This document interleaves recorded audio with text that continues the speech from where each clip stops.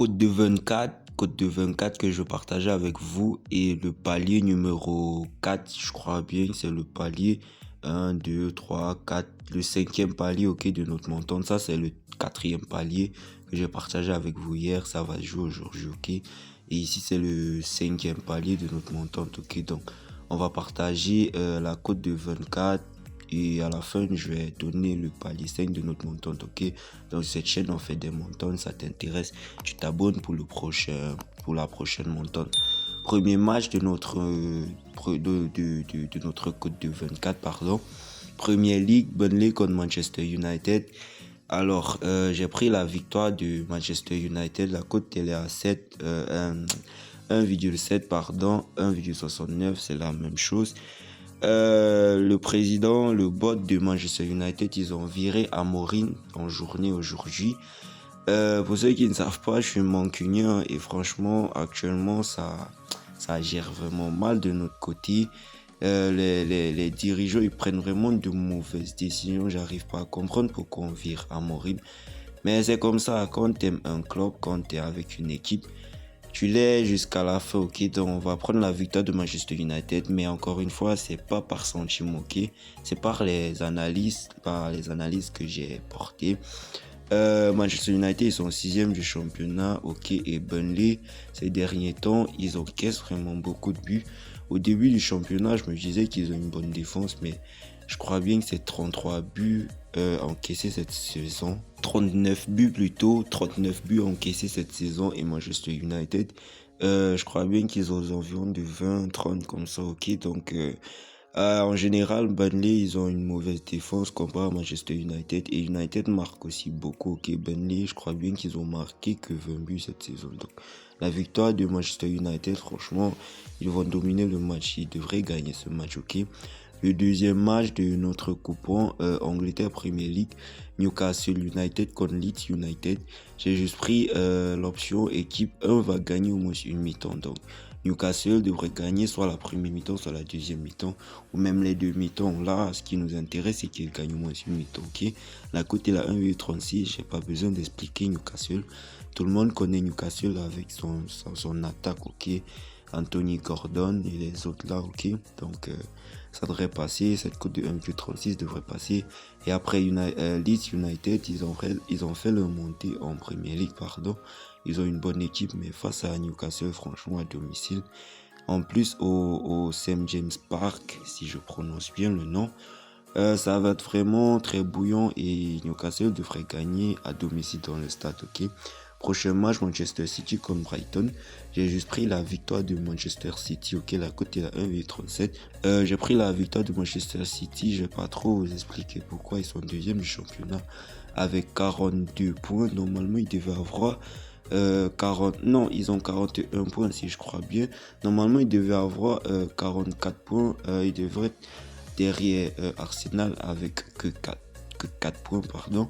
Mais la défense, ils ont flippé dans la dernière confrontation face à Chelsea. Chelsea, ils ont marqué, City, ils ont concédé un late goal, ok, un but de la dernière minute, à 94e minute, 95e minute. Mais Pep Guardiola, avec ses hommes, il devrait prendre ce match, ok, ces 3 points, la cote est à 1,37. Ça devrait passer, ils savent pertinemment qu'ils doivent gagner ce match, ok, parce que l'écart de points, ça commence à se creuser contre Arsenal, ok, ils doivent absolument gagner ce match et ils devraient gagner le match, ok. Le prochain match, Angleterre Premier League. J'ai pris l'option Brentford, Sunderland, j'ai pris l'option les deux équipes vont marquer dans le match, ok. On peut bien prendre la double chance de Brentford, mais la cote elle est très petite. Et la cote de 1,85, ça fait juste peur pour rien parce que je vois bien Sunderland marquer face à Brentford. Brentford, je sais pas, Yohan Wissa et Brian Bemo, lorsqu'ils ont quitté le club, ils ont quitté Brentford respectivement pour Newcastle et Manchester United. Je me disais que Brentford, ils vont chuter, mais ces derniers temps, ils jouent vraiment bien. Ils ont gagné face à Aston Villa, si je dis pas de conneries, dites-moi dans les commentaires. Donc, il joue vraiment bien Brentford, ok. La cote de 1,85. Ça devrait passer les deux équipes marquent parce que Sunderland aussi, ils ont un bon jeu. Marquer au moins un but dans le match, ça serait pas tellement compliqué de leur part, ok. Donc ça devrait passer. Prochain match, toujours en Angleterre, Premier League. J'aime vraiment la Premier League. J'aime vraiment quand il y a des matchs en Premier League parce que c'est plus facile de pronostiquer en Premier League. Fulham contre Chelsea, j'ai pris la double chance de Chelsea. La cote est à 1,35. Et imaginez, devinez quoi? La cote victoire de Chelsea, elle est à 2, quelque chose. Elle est à 2. Je vérifie un peu. Donc la cote est à 2,1. C'est quasi la même chose. La cote de 2. Pour ceux qui aiment les paris simples comme moi, vous pouvez prendre la cote de victoire de Chelsea, ok? J'arrive pas à comprendre comment les bookmakers ils sous-estiment tellement Chelsea ces derniers temps. Même face à City, leur double chance, elle était toujours à 2, ok? Mais moi, je dis toujours, je n'aime absolument pas Chelsea. Moi, je suis pas fan de Chelsea. Je suis fan de Manchester United, je suis fan des Reds. Mais Chelsea, ils vont vraiment sortir dans le dos cette saison. Pardon. Ils ont un super jeu, ils ont un bon collectif. Mais les bookmakers leur donnent toujours de grosses cotes. On n'arrive pas à comprendre. Mais nous, on va juste en profiter, ok? Angleterre Premier League, Crystal Palace contre Aston Villa. J'ai pris la double chance d'Aston Villa, ok? La cote est à 1,39. Crystal Palace, ils sont 14e du championnat, ils sont au milieu du tableau. Aston Villa, ils sont 3e de la Premier League. Pour l'instant, donc, et les deux équipes, ils ont une superbe défense. Pas au niveau d'Inter Milan et les autres Atlético Madrid. Mais ils ont quand même de bonnes défenses, ok? Les défenses et qui sont équivalents, sont quasi équivalents, ok? Donc la double chance d'Aston Villa, ça devrait passer. Vu que Crystal Palace, vous allez me prendre pour un taré, mais le joueur, franchement, Ismaïla Sarr qui joue au Sénégal, ça pénalise vraiment cette équipe. Pour ceux qui suivent les matchs de Crystal Palace, vous allez voir qu'ils n'arrivent plus vraiment à ouvrir le jeu. Ça manque en vitesse. Vous voyez un peu là-bas, au niveau des finitions en attaque, ça manque de vitesse. Je sais pas si j'abuse, dites-moi dans les commentaires, mais moi je vois que l'absence d'Ismaël Assar, ça se ressent dans le collectif de Crystal Palace sur le terrain, ok? Donc, raison pour laquelle je prends la double chance d'Aston Villa, la cote est à 1,4, ok? Ça devrait passer. Aston Villa, actuellement ils sont 3e du championnat. Ils vont tout faire pour jouer l'Europe la saison prochaine, pardon. Donc je vois bien faire un match nul ou la victoire face à Crystal Palace, ok, mais je dirais un match nul de ma part. Prochain match, Espagne, Supercoupe, Barcelone contre l'Atlético Bilbao. Athletic Bilbao, pardon. C'est vraiment un régal de voir ton club, de voir tes clubs jouer le même jour. C'est vraiment très très génial. Que Barcelone et United jouent le même jour, mais bon, je vais pas vous agacer.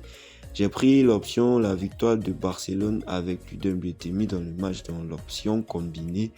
Victoire du Barcelone et à la fin du match, il y aura plus d'un but et demi. La cote est à 1,68 sans sentiment. Franchement, Barcelone, ils vont prendre Atletico Bilbao. Ok, Athletic Bilbao, désolé.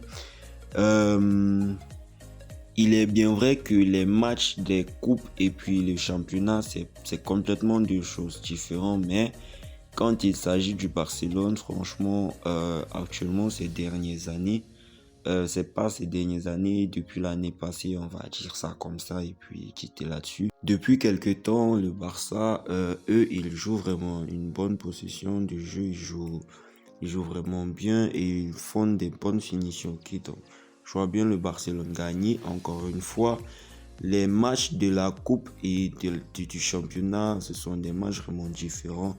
C'est deux mondes différents, ok. Parfois, tu vas avoir une équipe de deuxième division gagner une équipe de première division qui joue le haut du tableau dans le championnat. Se faire taper comme ça en coupe par une équipe de deuxième division, c'est très possible. Vous voyez un peu ce que j'essaie de dire. Mais quand il s'agit du Barça, encore une fois de plus, je vois bien la victoire du Barcelone avec plus d'un but et demi dans le match, ok. Le prochain match, Italie, Serie A, Naples contre Hellas Verona. Naples contre Hellas Verona. J'ai pris la victoire de Napoli, ok. Juste comme ça, la cote est à 1,34. Je crois bien que Napoli, ils sont premiers du championnat ou deuxième. Ah non, ils sont troisième, ok. Donc la victoire, ça devrait passer. Si tu es en train de kiffer la vidéo, n'hésite surtout pas à me lâcher un pouce, ok. Tu likes la vidéo. Tu me dis en commentaire quels sont tes pronostics pour ces matchs, surtout le match du Barça contre l'Athletic Bilbao, ok. Dites-moi dans les commentaires vos pronostics et aussi le match de Fulham contre Chelsea. Pourquoi est-ce que les bookmakers donnent toujours des grosses cotes à Chelsea, ok. Comme j'ai tout dans les commentaires, on va passer direct maintenant à notre palier 5 de notre montante, la cote de... Ok, donc pour la cote de 2, désolé pour ma voix. Pour la cote de 2, Barcelone contre Athletic Bilbao, j'ai pris la victoire du Barcelone et la double chance de Chelsea. Ok, donc on se dit à demain pour de nouveaux paliers. À plus.